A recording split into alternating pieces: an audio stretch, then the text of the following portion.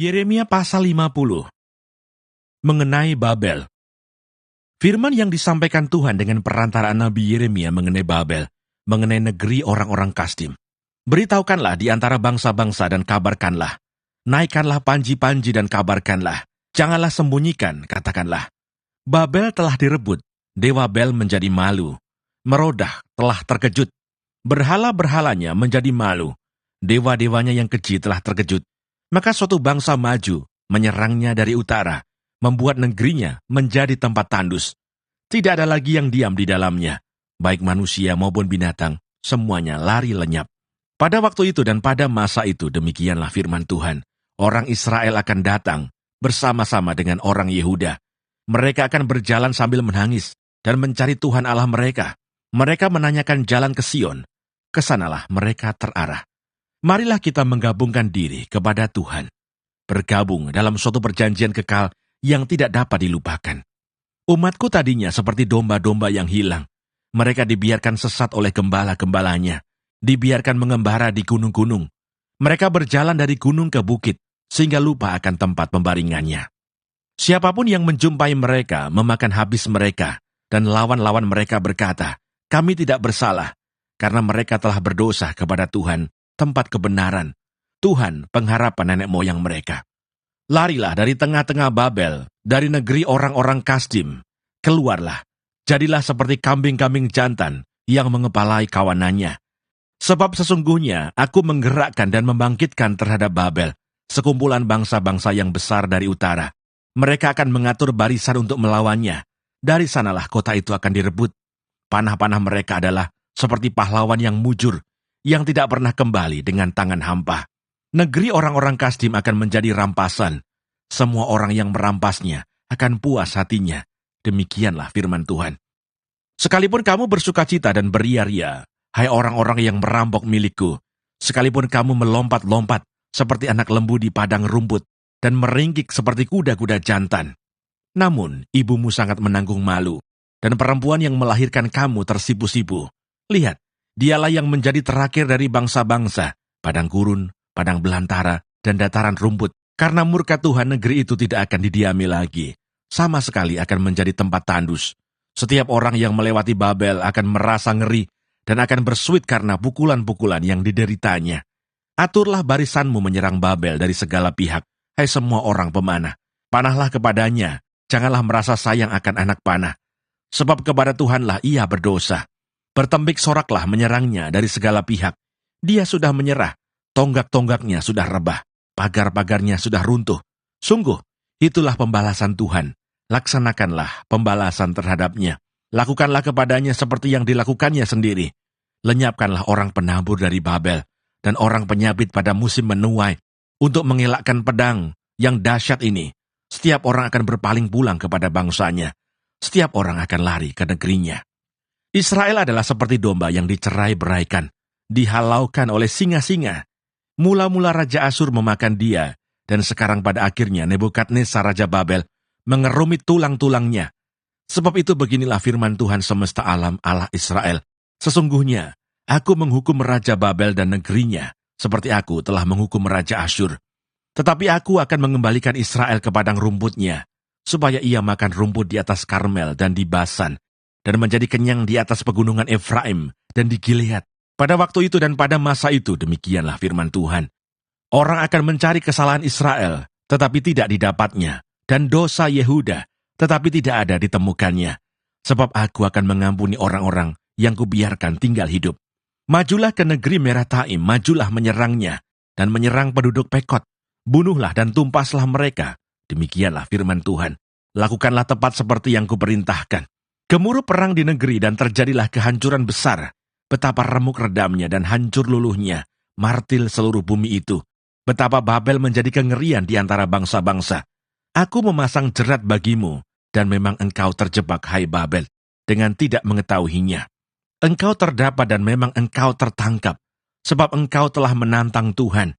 Tuhan telah membuka tempat perlengkapannya dan mengeluarkan senjata-senjata geramnya, sebab ada pekerjaan bagi Tuhan Allah semesta alam di negeri orang-orang Kasdim. Marilah mendatanginya dari segala jurusan, bukalah lumbung-lumbungnya, onggokkanlah isinya, Bertimbun-timbun dan tumpaslah itu. Janganlah ada tinggal sisanya. Bunuhlah segala lembunya, biarlah rebah semuanya untuk dibantai. Celakalah mereka, sebab waktunya sudah tiba, saat penghukuman atas mereka. Dengar, pelarian-pelarian dan orang-orang yang terluput dari negeri Babel, datang memberitahukan di Sion tentang pembalasan Tuhan Allah kita, pembalasan karena bait sucinya. Kerahkanlah penembak-penembak melawan Babel, semua orang pemanah. Berkemahlah mengepungnya, supaya jangan ada yang lolos. Balaslah dia setimpal dengan perbuatannya, lakukanlah kepadanya tepat seperti yang dilakukannya sendiri. Sebab ia bertindak kurang ajar terhadap Tuhan, terhadap Yang Maha Kudus Allah Israel.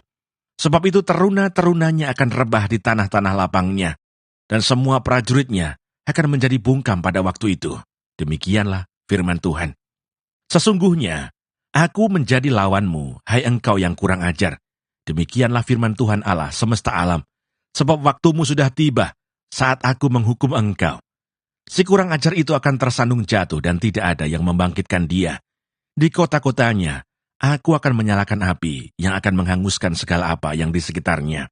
Beginilah firman Tuhan semesta alam. Orang Israel tertindas bersama-sama dengan orang Yehuda. Semua orang yang menawan mereka tetap menahan mereka, tidak mau melepaskan mereka. Tetapi penebus mereka adalah kuat. Tuhan semesta alam namanya. Tentulah ia akan memperjuangkan perkara mereka, supaya ia memberi ketenteraman kepada bumi, tetapi kegemparan kepada penduduk Babel. Pedang akan menimpa orang-orang Kasdim, demikianlah firman Tuhan, menimpa penduduk Babel, menimpa pemuka-pemukanya dan orang-orangnya yang berhikmat. Pedang menimpa tukang-tukang ramal, sehingga ternyata mereka bodoh. Pedang menimpa pahlawan-pahlawannya, sehingga mereka menjadi terkejut. Pedang menimpa kudanya dan keretanya, menimpa segenap tentara campuran yang di tengah-tengahnya, sehingga mereka menjadi seperti perempuan. Pedang menimpa perbendaharaannya, sehingga dijarah orang. Pedang menimpa segala airnya, sehingga menjadi kering. Sebab negeri itu penuh patung-patung. Mereka menjadi gila oleh berhala-berhala mereka. Sebab itu binatang-binatang gurun serta anjing-anjing hutan akan diam di sana. Juga burung-burung unta akan tinggal di dalamnya. Negeri itu tidak akan didiami lagi untuk seterusnya, dan tidak akan ditinggali lagi turun-temurun. Seperti dahulu pada waktu Allah menunggang balikan Sodom dan Gomora, serta kota-kota tetangganya. Demikianlah firman Tuhan. Demikianlah tidak akan ada orang lagi yang diam di sana, dan seorang anak manusia pun tidak akan tinggal lagi di dalamnya. Lihatlah, suatu bangsa akan datang dari utara, suatu suku bangsa yang besar dan banyak raja, akan bergerak maju dari ujung bumi. Mereka memakai panah dan tombak, mereka bengis, tidak kenal belas kasihan. Suara mereka gemuruh seperti laut, mereka mengendarai kuda. Berlengkap seperti orang maju berperang menyerang engkau, hai puteri Babel. Raja Babel telah mendengar kabar tentang mereka. Tangannya sudah menjadi lemah lesu, kesesakan telah menyergap dia. Ia kesakitan seperti perempuan yang melahirkan. Sesungguhnya seperti singa yang bangkit keluar dari hutan belukar sungai Yordan, mendatangi padang rumput tempat kawanan domba.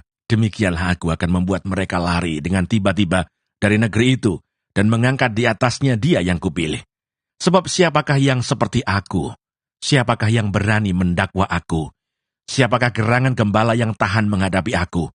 Sebab itu dengarlah putusan yang telah diambil Tuhan terhadap Babel dan rancangan-rancangan yang telah dibuatnya terhadap negeri orang-orang Kasdim. Bahwa sesungguhnya yang paling lemah pun di antara kawanan domba akan diseret. Bahwa sesungguhnya padang rumput mereka sendiri akan merasa ngeri terhadap mereka. Bumi akan goncang karena kabar. Babel sudah direbut. Ratap mereka akan terdengar di antara bangsa-bangsa. Yeremia pasal 51. Hukuman Tuhan atas Babel. Beginilah firman Tuhan. Sesungguhnya aku menggerakkan terhadap Babel, terhadap penduduk negeri orang-orang Kasdim, suatu semangat pemusnah. Aku akan mengirim ke Babel penampi-penampi yang akan menampinya, dan yang akan menyapu bersih negerinya, sebab mereka mengepungnya dari segala pihak pada hari malapetaka. Hendaklah si pemanah membidikkan panahnya kepada orang yang membidik, dan kepada orang yang berbaju sirah. Janganlah merasa sayang akan teruna-terunanya, tumpaslah segala tentaranya. Orang-orang yang terbunuh akan rebah di negeri orang-orang Kasdim, dan orang-orang yang luka parah di jalan-jalannya. Sungguh, Israel dan Yehuda tidak ditinggalkan sebagai janda oleh Allahnya, oleh Tuhan semesta alam, sebab negeri orang Kasdim penuh dengan kesalahan terhadap Yang Maha Kudus Allah Israel. Larilah dari tengah-tengah Babel. Hendaklah setiap orang menyelamatkan nyawanya, supaya kamu jangan tertumpas karena kesalahannya. Sebab inilah waktu pembalasan bagi Tuhan. Ia membayar ganjaran kepadanya. Babel tadinya seperti piala emas di tangan Tuhan, yang memabukkan seluruh bumi. Bangsa-bangsa minum dari anggurnya, itulah sebabnya bangsa-bangsa menjadi gila. Tiba-tiba Babel jatuh dan pecah, ratapilah dia. Ambillah balsam untuk lukanya, mungkin ia menjadi sembuh. Kami tadinya mau menyembuhkan Babel, tetapi ia tidak dapat disembuhkan, tinggalkanlah dia. Marilah kita pulang masing-masing ke negerinya. Sungguh, penghukumannya sudah sampai ke langit, sudah menjangkau awan-awan. Tuhan telah membuat segala kebenaran kita menjadi nyata. Marilah kita ceritakan di Sion perbuatan Tuhan, Allah kita. Lancipkanlah anak-anak panah, siapkanlah perisai-perisai. Tuhan telah membangkitkan semangat raja-raja Media, sebab rencananya terhadap Babel ialah untuk memusnahkannya. Itulah pembalasan Tuhan, pembalasan karena bait sucinya. Angkatlah panji-panji terhadap tembok-tembok Babel, perkuatlah penjagaan, tempatkanlah orang-orang jaga, persiapkanlah penghadangan, sebab Tuhan telah merencanakan dan melaksanakan juga apa yang diancamkannya terhadap penduduk Babel. Hai engkau yang tinggal di tepi sungai besar, yang mempunyai kekayaan besar, akhir hidupmu sudah datang, batas hidupmu sudah sampai. Tuhan semesta alam telah bersumpah demi dirinya sendiri, sungguh pun engkau penuh dengan manusia-manusia seperti belalang, tetapi orang akan mengangkat pekik pertempuran terhadapmu. Tuhanlah yang menjadikan bumi dengan kekuatannya, yang menegakkan dunia dengan kebijaksanaannya, dan yang membentangkan langit dengan akal budinya. Apabila ia memperdengarkan suaranya, menderulah bunyi air di langit. Ia menaikkan kabut awan dari ujung bumi. Ia membuat kilat serta dengan hujan, dan mengeluarkan angin dari perbendaharaannya. Setiap manusia ternyata bodoh, tidak berpengetahuan, dan setiap pandai emas akan menjadi malu karena patung buatannya. Sebab patung tuangannya itu adalah tipu, tidak ada nyawa di dalamnya. Semuanya adalah kesia-siaan, pekerjaan yang menjadi buah ejekan, dan yang akan binasa pada waktu dihukum. Tidaklah begitu dia yang menjadi bagian Yakub, sebab dialah yang membentuk segala-galanya, dan Israel adalah suku miliknya, namanya ialah Tuhan semesta alam.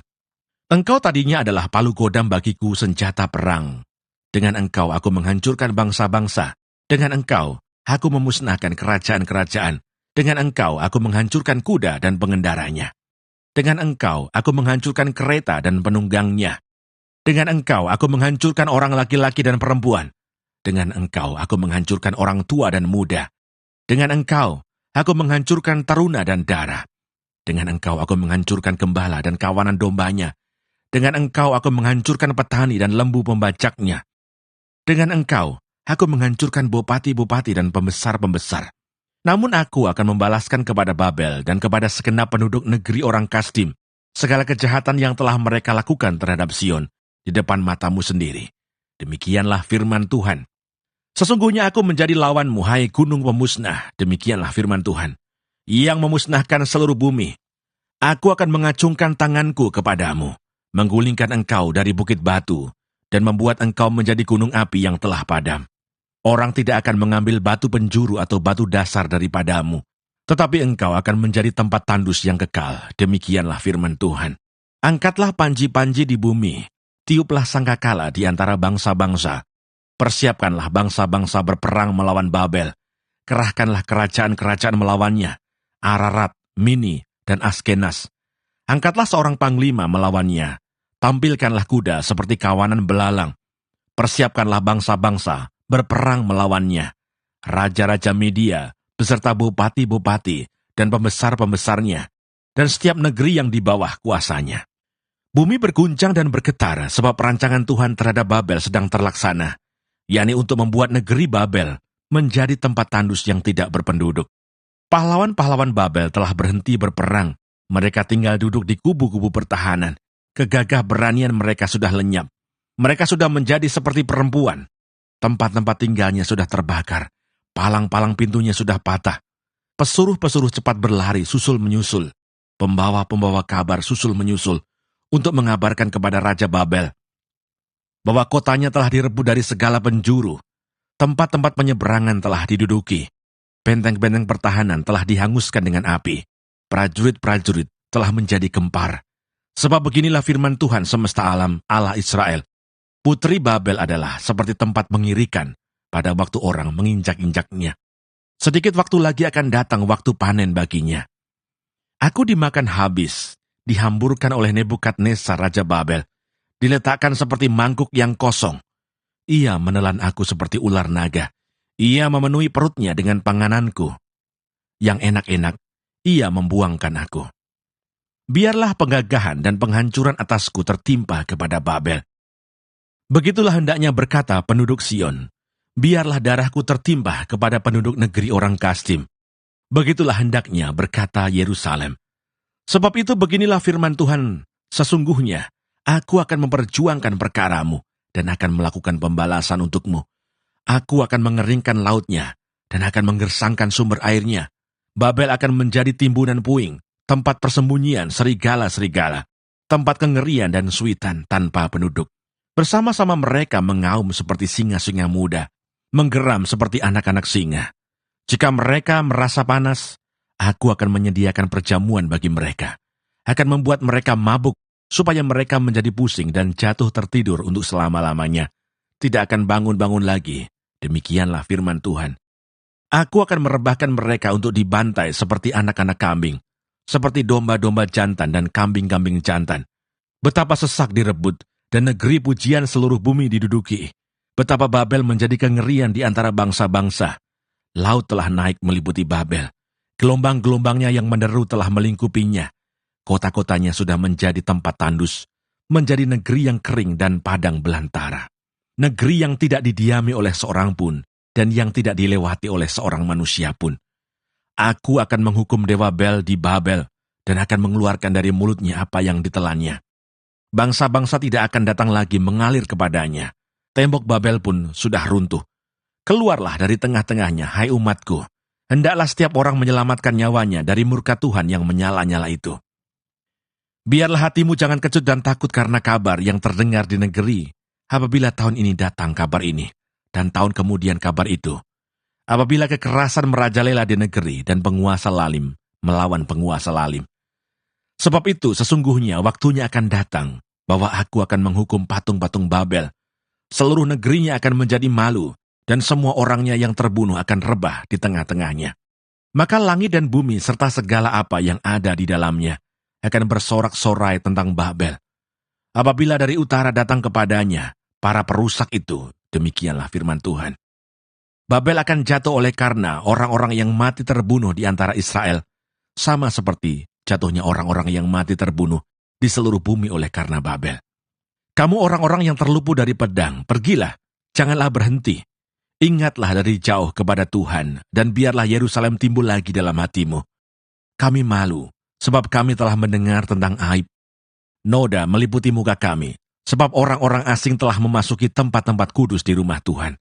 Sebab itu sesungguhnya waktunya akan datang, demikianlah firman Tuhan, bahwa aku akan menghukum patung-patungnya, dan di seluruh negerinya akan mengerang orang-orang yang luka tertikam. Sekalipun Babel naik ke langit, dan sekalipun dibuatnya kubu tak terhampiri di tempat tingginya, atas perintahku akan datang para perusak kepadanya. Demikianlah firman Tuhan. Dengar, ratap dari Babel dan kehancuran besar dari negeri orang Kasdim. Sebab Tuhan merusakkan Babel dan menghentikan suaranya yang besar.